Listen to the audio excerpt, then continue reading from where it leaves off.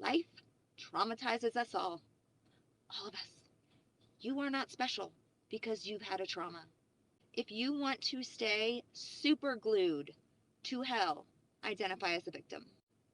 We have such a culture around keeping people victimized that blocks and prevents their healing.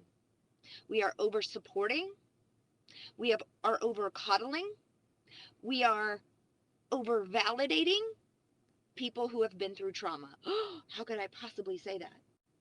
I'm saying it because I was traumatized. Yes, I've been through very difficult trauma. I will go toe to toe with you on your trauma, okay? I promise. And the culture around victimhood and over validating and over supporting kept me stuck for a really long time. And I see how it keeps my clients stuck.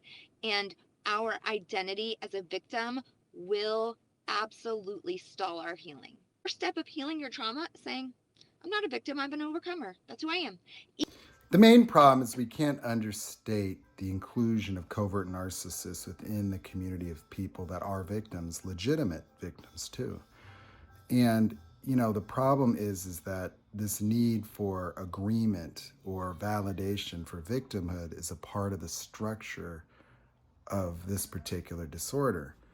And so there's this huge momentum towards, protecting victims from victim blaming and things like that, where words like responsibility are often experienced as the basis of punishment or assigning of blame or causality.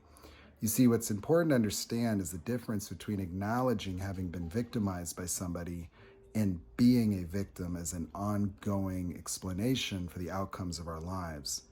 You see, the truth of the matter is that we've all been victimized. We've all experienced trauma. Many of us, a lifetime of that type of experience. And many of us grew up in the same types of environments that also created narcissists.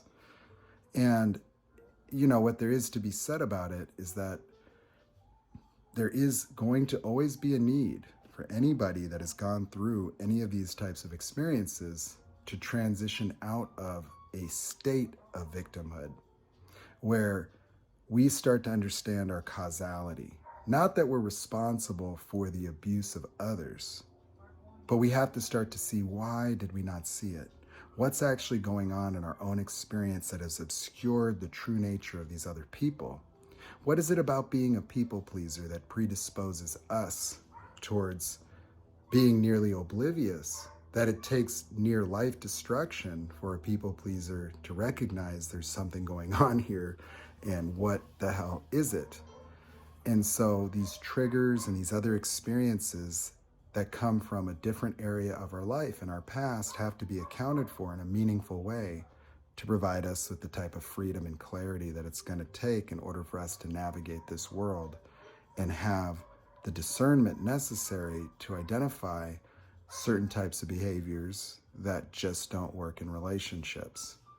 And so, there's not really this fine line that we think that there is when it comes to how to navigate the gray area of having meaningful conversations, both as a victim or towards people that have experienced being victimized in a relationship.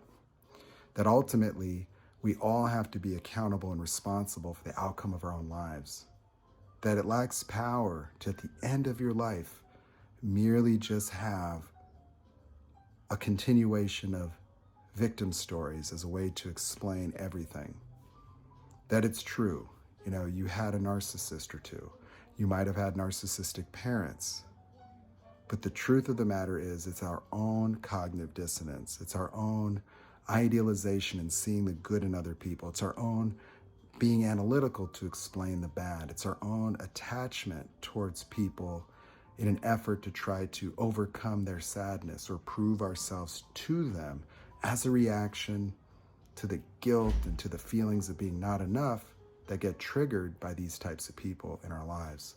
And so if we can't see that or have those conversations in a straightforward manner, absent invalidation, then we're not going to have the power to address it.